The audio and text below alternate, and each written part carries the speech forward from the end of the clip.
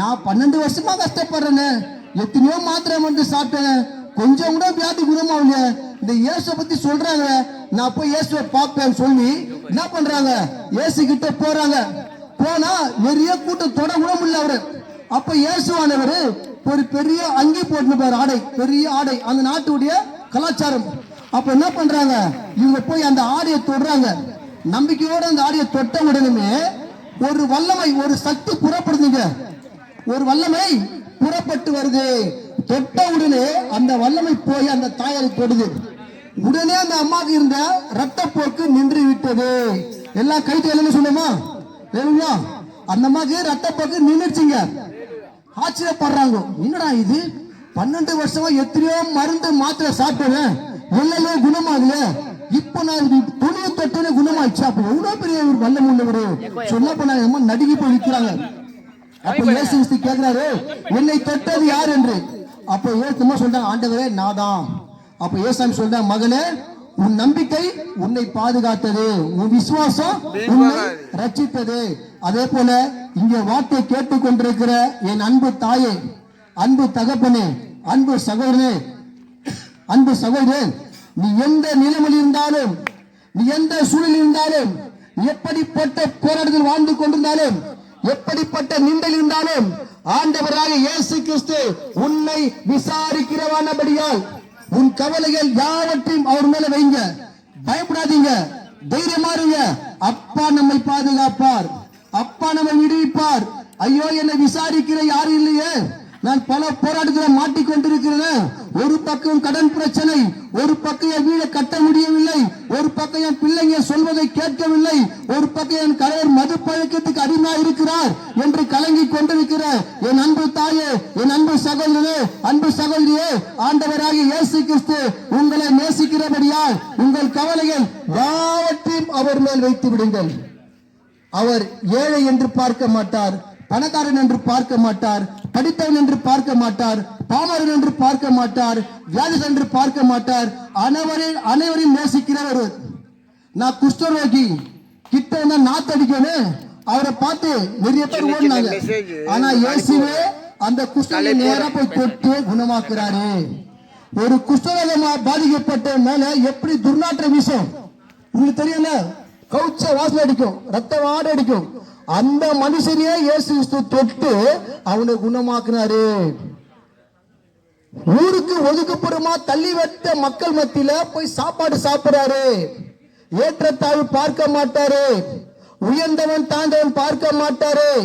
அவன் படிச்சவன், இவன் படிக்காதவன், இவன் அறிவு உள்ளவன், இவன் அறிவு இல்லாதவன் பார்க்க மாட்டாரு. உன் இருதயத்தை நேசிக்கிறவன், எந்த நிலைமையில் இருந்தாலும் இயேசுவே என்று நோக்கி கூப்பிடும் போது உன் அங்கலாய்ப்பு எல்லாவற்றையும் மாற்றி உன்னை பாதுகாக்க அவர் வல்லவராயிருக்கிறார். இந்த ஆண்டவராய் இயேசு கிறிஸ்து பூமிக்கு வந்த பிறகுதான் ஒவ்வொரு ஊரிலும் சாஸ்திரங்கள் எழுதப்பட்டு கொண்டிருக்கிறது. கிமு கிபி என்ற சரித்திரம் எழுதப்பட்டது.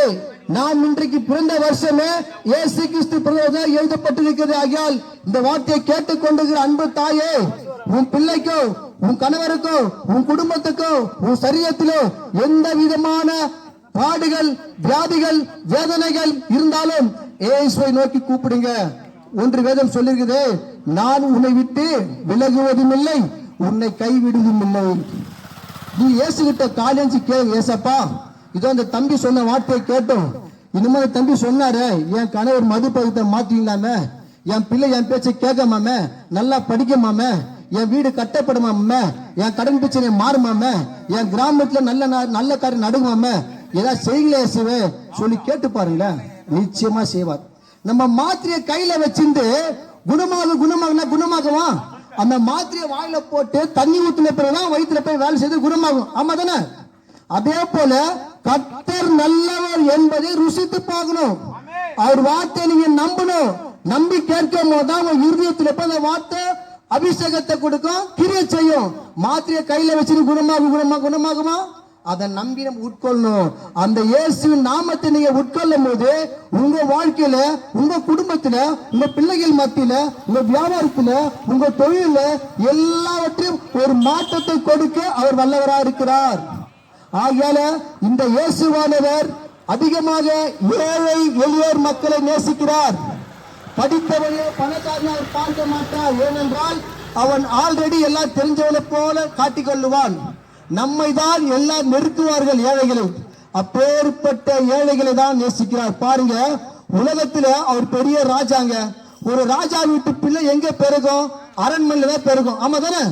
ராஜா வீட்டு பிள்ளை எங்க பெருகும்? அரண்மனையிலே மாட மாளிகை பெருகும். இந்த உலக ரட்சகராக இயேசு கிறிஸ்து பிறக்கும் போது மாட்டு தொழுவத்தில் பிறந்தார் என்று எழுதியிருக்கீங்க. பாருங்க, எவ்வளவு பெரிய ராஜா, மகாராஜா. அந்த இயேசு கிறிஸ்து இந்த நாளில ஈச்சங்காடு பகுதி மக்கள் அவர் வார்த்தை கேட்டுக் கொண்டிருக்கிற உங்களுடைய இல்லத்துக்கும் உள்ளத்துக்கும் ஒரு ரட்சிப்பை கர்த்தர் இப்போது கட்டளையிடுகிறார். நீ விசுவாசிப்பாயானால், நீ இயேசுவை நம்புவாயானால், இந்த வார்த்தைக்கு வீட்டுக்கு போய் பாருங்க, அற்புதம் நடக்கும். நீ எந்த சூழ்நிலை வந்திருக்கிறோ, எந்த சூழ்நிலை வார்த்தை கேட்டுக் கொண்டிருக்கிறியோ, உன் வீட்டுக்கு போங்க. இப்ப உட்கார்ந்து கேளுங்க, இயேசுவே இந்த தம்பி சொல்ல உண்மையானால் நான் இப்போது உண்மை சொந்த ரட்சகரை ஏற்றுக்கொண்டு இந்த பகுதியில் இருக்கிற சபைக்கு நான் போறேன். பாஸ்டர் ஜான் பிரபு சபைக்கு போறேன், ஜான் பிரபு சபைக்கு போறேன், ஜான் ரவி சபைக்கு போறேன். கேளுங்க, ஆண்டவர் நிச்சயமா விடுதலையாக்குவார். அது மாத்திரமல்ல, இந்த கைப்பிரதி கொடுத்திருக்கிறோம், இந்த கைப்பிரதியை வாசிங்க. இந்த கைப்பிரதி மூலமா ஆண்டவராக இயேசு பேசுவார். ரெண்டு காரியம் முக்கியமான கிறிஸ்துவ வாழ்க்கைக்கு. ஒன்னு, ஜெபிக்க வேண்டும். இரண்டு, பைபிள் படிக்க வேண்டும். ஏன் ஜெபிக்கணும்னா, ஜெபம் என்பது நீங்களும் இயேசுவும் பேசுகிறது. வேதம் வாசிப்பு என்பது இயேசு உங்களோடு பேசுறது.